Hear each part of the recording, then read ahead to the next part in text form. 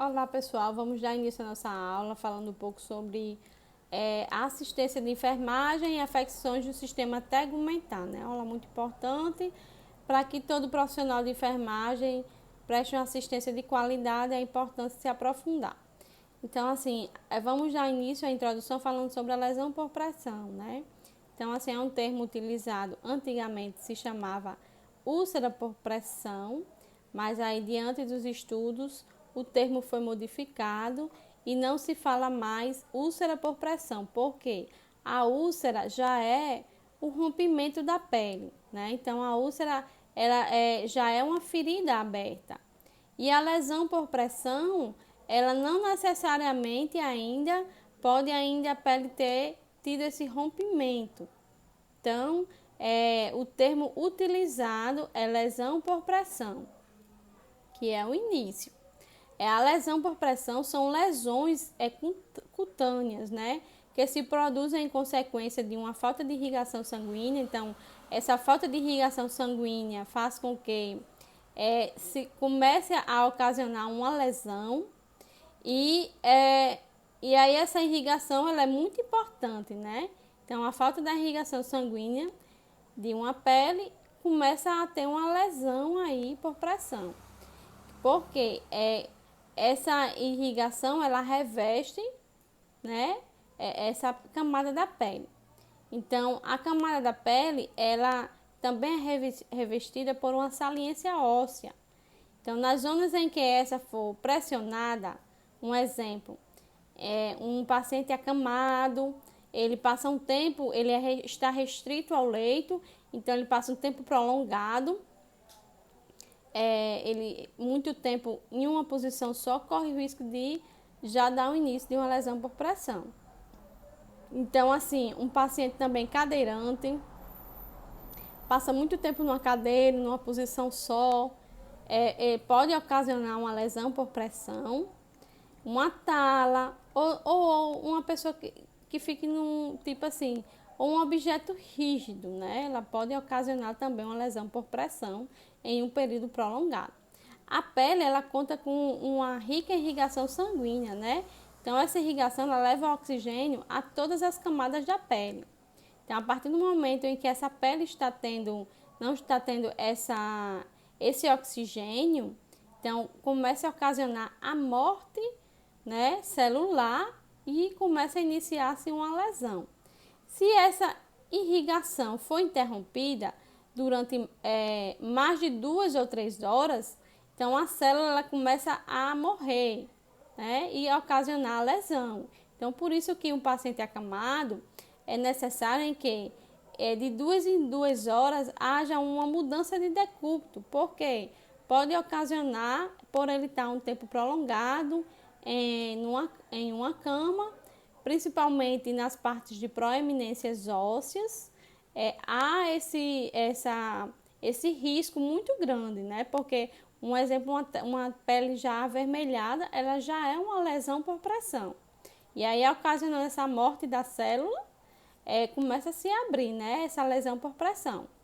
E começa pela camada externa, né? Começa pela a camada externa da pele.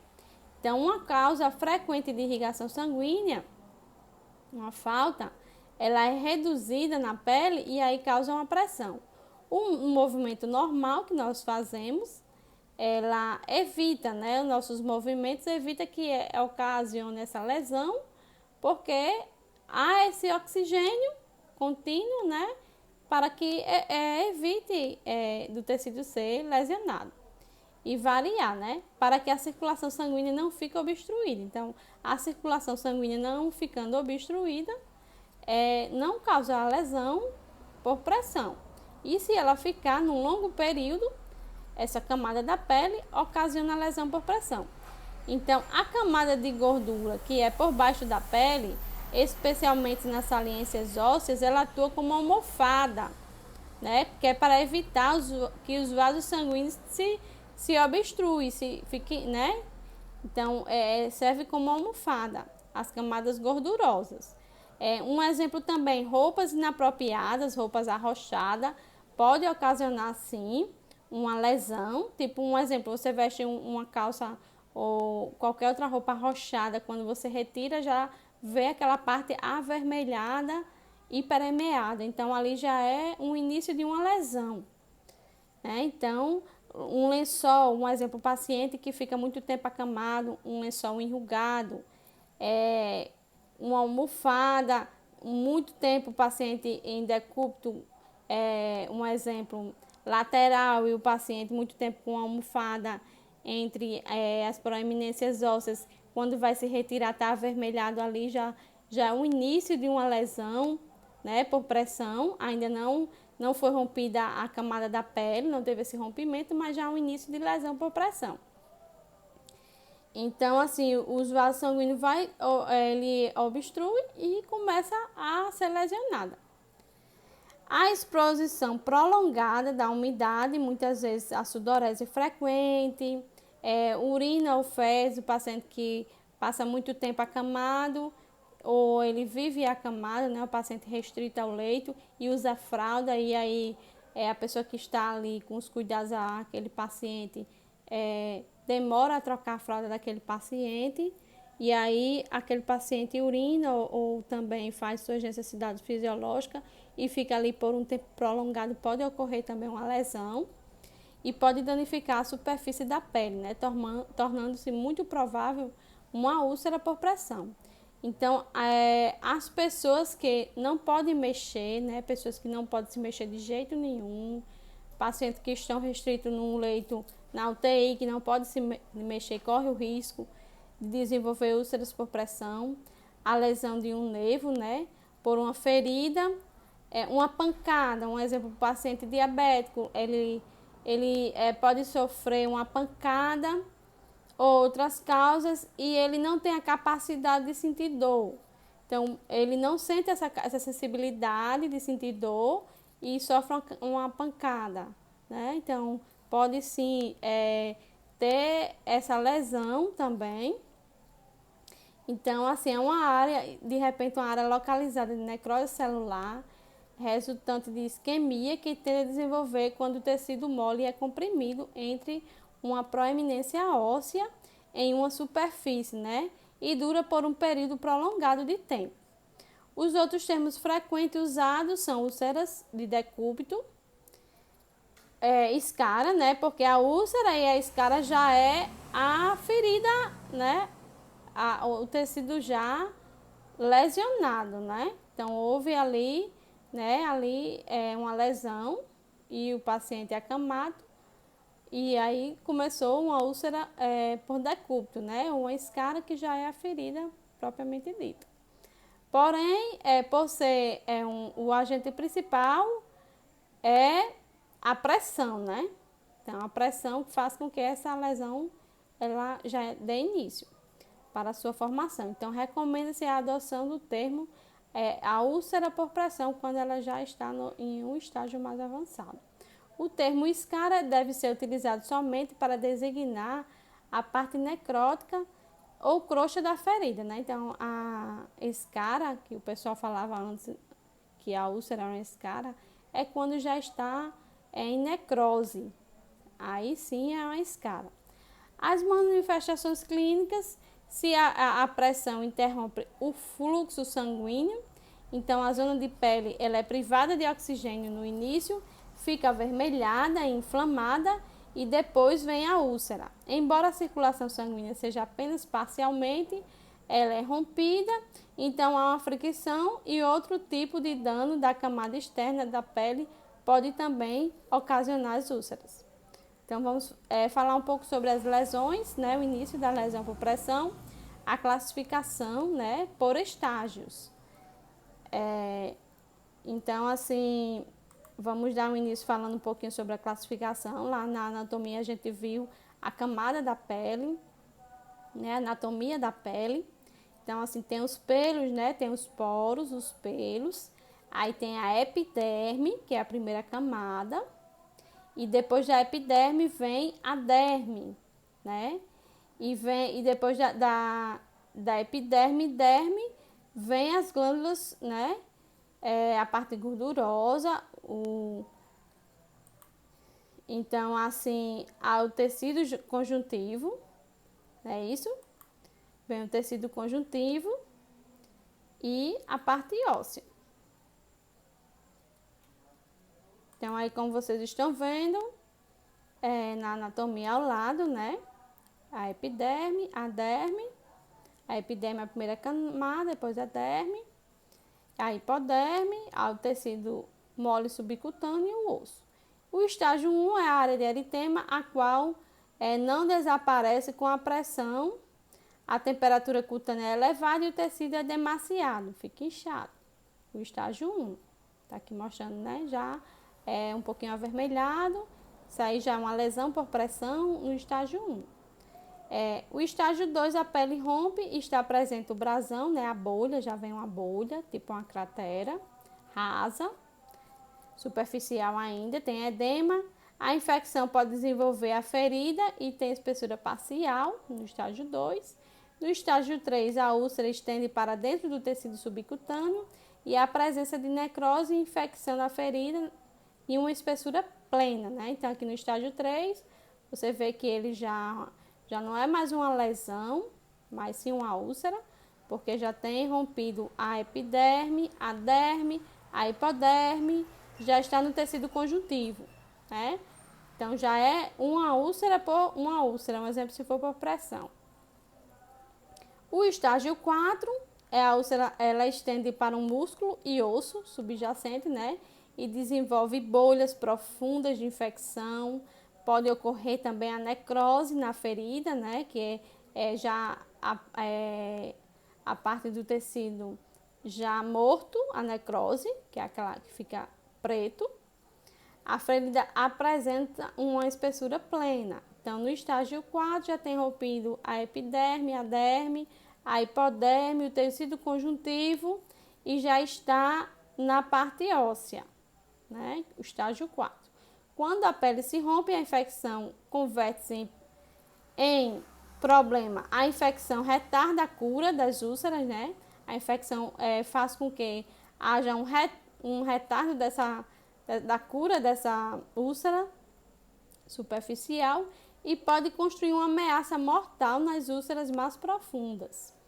Então, deve-se evitar massagear, né, as áreas avermelhadas, um paciente acamado, restrito ao leito, tem-se que fazer a massagem de conforto. Porém, se já houver uma lesão, né, uma área avermelhada, essa área não pode ser feita essa massagem, né?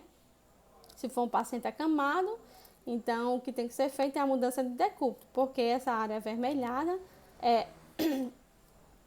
ao fazer essa massagem, pode aumentar a lesão e a pele do tecido ser traumatizado. O tratamento no estágio 1 é a remoção da pressão para permitir, né, essa pressão, diminuir essa pressão, esse atrito, para permitir o aumento da perfusão tecidual, o equilíbrio nutricional, a ingestão de proteínas, água, vitamina C, sulfato de zinco, vitamina A, evitar a umidade na pele. No estágio 2, além das medidas adotadas para o estágio 1, as mesmas medidas do estágio 1 devem ser promovidas em um ambiente úmido para que haja uma migração das células epidérmicas. Para a superfície da úlcera, haja também uma limpeza com soro fisiológico, estéril, evitar, né, soluções antissépticas, então é muito importante, porque lesiona os tecidos saudáveis e retarda a cura da ferida. Os curativos oclusivos devem ser impermeável, utilizando hidrocolóide ou soro fisiológico, que é o tipo de cobertura. A hidrocolóide ela é um tipo de cobertura a qual ela protege a pele para que ela não venha se romper. No estágio 3 e 4, além das medidas adotadas para o estágio 1, as mesmas medidas devem ser limpas, desbridadas, para criar uma área que irá curar. O tecido necrótico desvitalizado favorece o crescimento, né? O tecido necrótico ela favorece o crescimento de bactéria e ela retarda a granulação, que é a parte de cicatrização da área que irá curar. O tecido necrótico, desvitalizando, favorece o crescimento de bactéria e retarda a granulação e inibe a cura. O desbridamento deve ser realizado através de trocas de curativos molhados para úmidos, lavagem mecânica, né, desse tecido com exudato necrótico infeccioso, a aplicação das preparações enzimáticas, que são as medicações prescritas, que dissolvem o tecido necrótico ou a disseção cirúrgica. As culturas das úlceras infectadas são obtidas para orientar a seleção de antibioterapia. Então, assim, é necessário fazer esse exame de cultura para que saiba qual é o antibiótico que o paciente vai utilizar. E as fases do processo de cicatrização é a inflamatória, que dura aproximadamente 48 a 72 horas e caracteriza-se pelo aparecimento dos sinais de inflamação, que são dor, calor, rubor e edema. Mediadores químicos que provocam vasodilatação e aumentam a permeabilidade dos vasos e favorece a aproximação dos leucócitos. Os neutrófilos, elas combatem agentes invasores de macrófagos e realizam a fagocitose. A fase proliferativa dura de 12 a 14 dias e ocorre a formação de novos vasos na produção de colágenos jovens pelos fibroblastos e a migração celular, promovendo essa epitelização, né? Então, vem a cicatriz, ela possui aspecto avermelhado, o tecido de granulação ele é avermelhado, que é essa fase proliferativa. A fase de maturação e modelação pode durar de meses a anos, né? Vai depender da fisiologia do paciente, de cada pessoa, de pessoa a pessoa, porque ocorre a reorganização do colágeno, né? Então, com certeza, pessoas mais jovens, por isso que as úlceras, né, de pessoas mais jovens cicatrizam mais rápido, porque essa produção de colágeno, né, pessoas mais jovens têm uma produção maior de colágeno, né? E que adquire maior força têncil e em palidece. A cicatriz assume a coloração semelhante à da pele. Os fatores de risco extrínsecos, né, externos, são a força do cisalhamento, na mudança de decúbito, né, pode ocorrer essa lesão, que é um fator externo, porque não pode haver o cisalhamento, né, tipo quando você for mudar o paciente de decúbito, não pode puxar ele com um lençol e sim levantar. Então, o paciente ele pode escorregar da cama e ocorre um rompimento dos capilares. A fricção, quando duas superfícies entram em atrito com o paciente arrastando na cama. As condições inadequadas do colchão também podem ocorrer, esses fatores externos. As condições inadequadas da roupa da cama também, o lençol tem que ficar bem, como é que eu posso falar, bem esticado, né? Não pode ter nenhuma dobra, porque isso aí também pode... É um fator externo que pode ocasionar uma lesão no paciente. A higiene corporal inadequada também pode ocasionar. E a técnica de curativo também, se ela for insuficiente, se for um curativo mal feito, se não for um curativo estéril, ele pode retardar essa recuperação, essa cura e ser um fator externo que ocasione, né, por um tempo prolongado. Então, aqui nessa figura, após vocês verem, podem observar as partes de proeminência óssea, a qual pode ocorrer as lesões por pressão com mais frequência, que é no ombro, no cotovelo, né? No calcanhar, na cabeça também. O paciente, ele decúbito lateral no ombro, na orelha, no quadril, no cotovelo, na coxa, na perna, no calcanhar também. O paciente tem prona, o cotovelo, no peito, né? Tem pacientes por alguns estados clínicos tem que ficar em prona. Um exemplo é um paciente que está grave do COVID, ele fica em um período em prona, então pode ocorrer essa lesão no peito, no cotovelo, na coxa, nos joelhos e nos dedos dos pés. Então tá mostrando aí na figura bem explicativa as partes, né, a qual essas lesões podem ocorrer em pessoas que ficam um tempo prolongado restrito, né, na cadeira de roda ou acamado.